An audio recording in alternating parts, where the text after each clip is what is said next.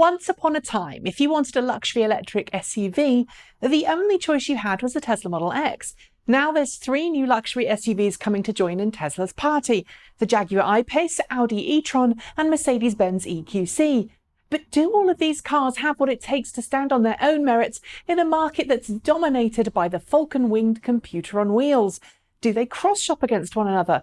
Or are they just poor cousins to what some hold to be the epitome of electric car awesomeness? On to the video. In the world of electric cars, there's no question that Tesla has dominated the luxury end of the market for, well, since luxury electric cars were a thing. But while many automakers initially scoffed at Tesla and its plans for mass-produced electric cars, pretty much every automaker is now planning on bringing their own plug-in cars to market. And that includes luxury brands like Jaguar, Mercedes-Benz and Audi, leading some to use the phrase Tesla killer. In its loosest sense, that phrase alludes to the belief that some have that Tesla will find it harder to compete in the plug-in marketplace when it has direct competition from the companies that have been making automobiles far longer than it has.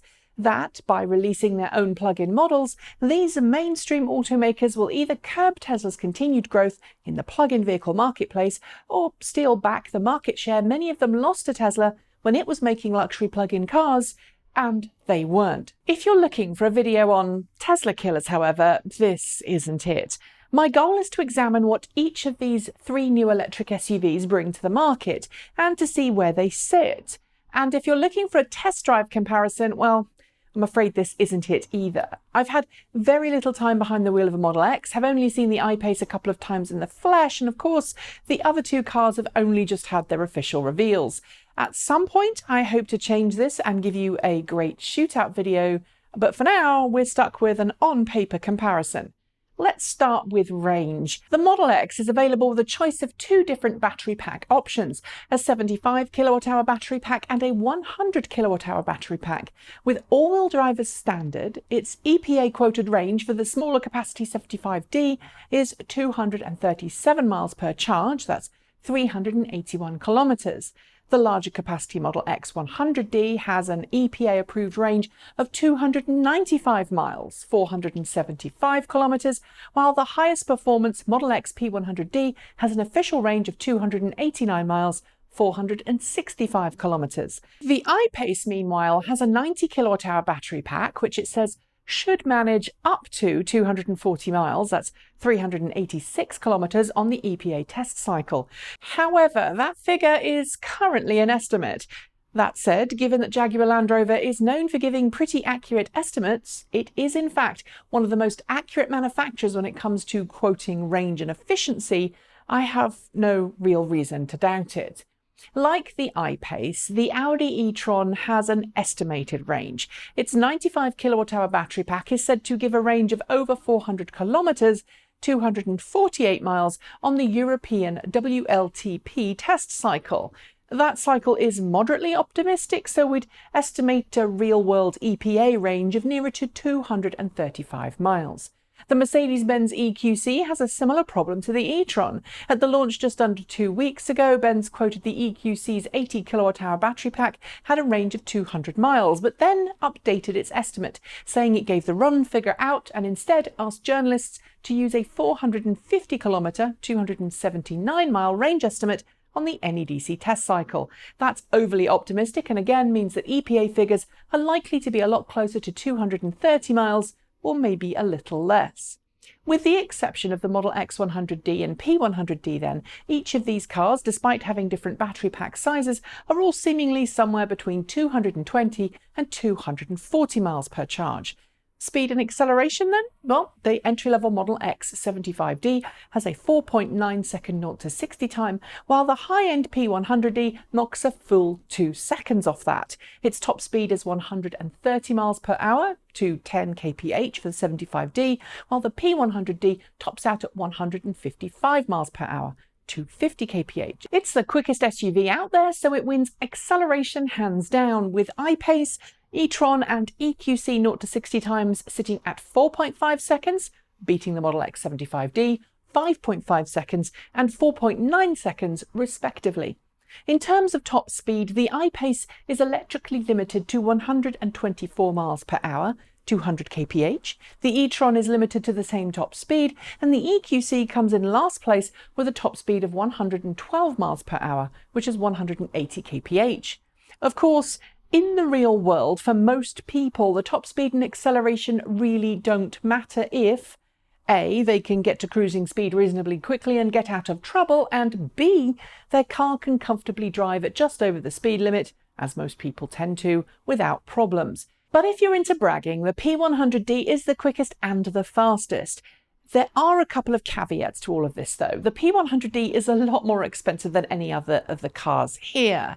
And so if you exclude it from the running and focus on the 75D instead, there's not a lot of difference between all four cars. I should note too that the true test of how each fares at speed may only happen when all four cars go on the Autobahn together. It's a well-known fact that the Model X, like other Teslas, has issues with sustained high-speed operation. It'd be interesting to see if its European rivals have the same problems. Each of these cars have all-wheel drive and dual motors. The power output of each is slightly different, but again, with the exception of the P100D, we're looking at similar power and torque figures. And no, I don't mean exact, I'm talking ballpark, the kind of differences that most people wouldn't even care or notice when behind the wheel. Worthy of note though, the EQC's motors are each tuned for different things. The front is aimed towards low speed efficiency for round town driving, while the rear one is tweaked for high speed performance and efficiency. When it comes to cargo capacities though, things are very different. The iPace, for example, has a load capability of 25.3 cubic feet when all of its 5 seats are occupied, partly because it's a compact SUV. It's the smallest of the cars, but like every other well-made EV, outperforms petrol vehicles in load-carrying capabilities. The e-tron, while bulking itself up just enough to fit into the mid-size SUV category, manages 23.3 cubic feet, 660 litres. The EQC, with all 5 seats filled, manages 500 litres, 17.7 cubic feet, despite being a mid-sized car. Tesla wins this one hands down, quoting an impressive 88 cubic feet, 2.5 kilolitres on its website thanks to the large and low load bay areas and the sizable frunk. However, that figure is a little misleading because it's one quoted with all but the front seats folded down. Model X can be configured as a 5, 6 or 7-seater. I tried to find cargo carrying capabilities with 5, 6 and 7 seats all in use, but I couldn't find one. Nevertheless, unless you're using the 7-seat configuration, I'm suspecting this full-size SUV wins out on luggage. It also wins when it comes to towing, with Model X's capable of towing up to £5,000 when equipped with a towing kit and the correct 20-inch wheel and tyre combo. Jaguar officially doesn't support towing for the iPace, although I'm sure someone will tow with it, but both the EQC and e-tron are rated to tow up to 1,800 kilograms. That's £3,680. When it comes to interior technology and driver assistance, each automaker offers their own packages. Tesla, of course, has its reasonably Spartan interior and massive touchscreen display, while the iPace, e-tron and EQC are all within keeping of their respective brand styles. Personally, other than the Model X very minimalist dash and huge front windscreen, I'm a fan of the iPace's functional yet uncluttered interior. The e-tron and EQC are a little bit more busy, but as I've said in other videos, interior space and dash layout are very subjective, so I feel that maybe I shouldn't be putting too much onto this. The e-tron does though have optional seat massaging, which is something I don't think the others offer. What I will note, however, is that while Tesla has the largest touchscreen display and optional always-on internet connection and streaming services, yes, the connection is always on, but you now have to pay extra for the unrestricted internet access part of it, all of the other cars here have Android Auto and CarPlay capabilities.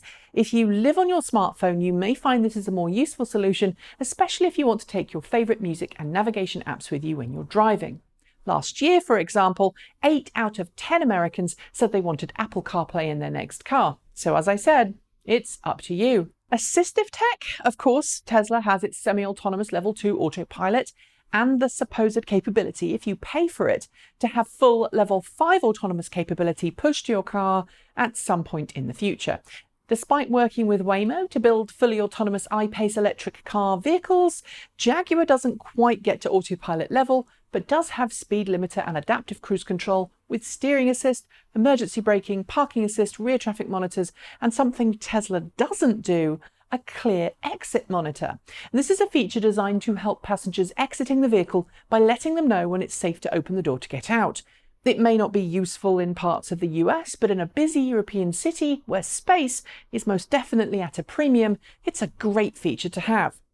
Like the iPace, the EQC and e-tron both have their own semi-autonomous driver assistance features, which are also currently level 2. But I should give a special shout out to the e-tron, which, in Europe, can be configured to have optional side view cameras rather than side view mirrors. It's not exactly assistive tech per se, but it does help lower drag and should be a lot safer to use at night when standard mirrors, which can sometimes be difficult to see out of, have all of those reflected lights in them. Before I get to the last point, price, let's talk about charging. Tesla, of course, has its worldwide network of supercharger stations. Depending on when and how you got your Tesla, you may have free supercharging for life with the Model X, or you may find yourself paying to charge as you go. Add in the CHAdeMO adapter, and you'll find that charging with a Model X is pretty darned easy and affordable. Because Tesla's supercharger network doesn't require RFID cards, it's also simple to use and has redundancy built in, thanks to the way in which individual supercharger stalls are built and the fact that there are multiple supercharger stalls at every location. Expect rapid charging at rates of up to 130 kilowatts in most places, equal to 150 or more miles in half an hour. Jaguar, meanwhile, has chosen to opt for a more modest solution, with its DC CCS quick charging maxing out at 50 kilowatts. In about half an hour, that will certainly get you nowhere near a full charge and more like 60 miles of range instead. The EQC and e-tron both support next-generation CCS quick charging. This means they can charge far more quickly than the iPace, but the EQC maxes out at 110 kilowatts, while the e-tron wins with 150 kilowatt DC quick charging. It therefore wins in the rapid charging stakes, meaning you'll spend the least amount of time charging compared to any other EV here. It doesn't have Tesla's supercharger network, but Audi is going to offer e-tron owners a charging card that allows them to access and pay for all of their charging, regardless of which charging network stall they're parked at. At home, the Model X and e-tron are very evenly matched, with both 11 kilowatts and 22 kilowatt AC charging available as options. So let's get to the price and then my conclusions. The EQC hasn't been given an official price yet, but I'm expecting it to start in the upper $70,000 US mark. The iPace, meanwhile, will start in the US from $69,500. By the way, I'm using US pricing because not every country around the world has official pricing yet. And the e-tron starts from $74,800 US. For now, the Model X is the most expensive, with even its entry-level 75D weighing in at $86,300. So where does this leave us? Well, I'll let you all decide that in the comments below, but if you're looking for price and don't mind the smaller size and slower charging time, the Jaguar I-Pace looks to be the best deal all around. The e-tron, meanwhile, is the car to go for if you want charging versatility. And if you don't want to support automakers who once scoffed at electric cars, well, Tesla's the obvious choice. But this video wasn't about which car is best. I've said it before and I'll say it again. That decision is up to you and it's subjective. Then again, if we're not talking luxury, then I'd suggest right now the best buy for a long-range SUV in terms of bang for buck may actually be the Kona Electric, a car that I've still yet to drive, but which blows everyone else out of the water on spec versus price.